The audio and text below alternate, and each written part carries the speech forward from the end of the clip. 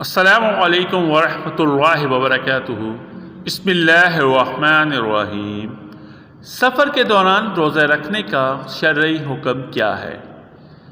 اگر شہری سفر یعنی کم سے کم 48 میل 170 کلومیٹر یا اس سے زیادہ میں کسی ایک جگہ 15 دن کا قیام کا ارادہ نہیں ہے تو ایسا شخص شرعاً مسافر ہے، اور ایسے شخص کو اپنے شہر کی آبادی سے نکلنے کے بعد روزہ رکھنے یا نہ رکھنے دونوں کا اختیار ہے، اور نہ رکھنے کی صورت میں بعد میں اس روزے کی قضا کرنا لازم ہوگی۔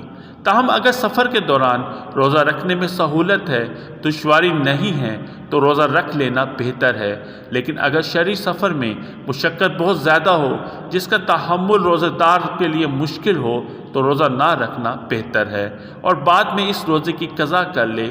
نیز شرعی طور پر اس شخص کے لیے سفر میں روزہ چھوڑنے کی اجازت ہے جو صبح صادق سے پہلے سفر میں ہو اور شرعی مسافر بن چکا ہو۔ شرعی مسافر اگر اپنے سفر کی منزل پہ پہنچ جائے اور وہاں اس کا 15 دن سے کم قیام ہو تو وہاں بھی مسافر ہی شمار ہوگا، اور اگر 15 دن یا اس سے زیادہ قیام کا ارادہ ہو تو وہ مسافر نہیں ہوگا بلکہ مقیم ہو جائے گا اور اس پر روزہ رکھنا لازم ہوگا۔ باقی مسافر جب سفر کے بعد اپنے وطن پہنچ جائے تو اس پر بھی بقیہ ایام کا روزہ رکھنا لازم ہوگا، اور اس سفر میں روزہ نہ رکھنے کی وجہ سے ان روزوں کا اثر ثواب کم نہ ہوگا، البتہ سفر میں جو روزے چھوڑ دیے ہیں ان کی قضا کرنا لازم ہوگی۔ ارشاد ربانی ہے۔ اللہ ہمیں سمجھنے اور عمل کی توفیق عطا فرمائے۔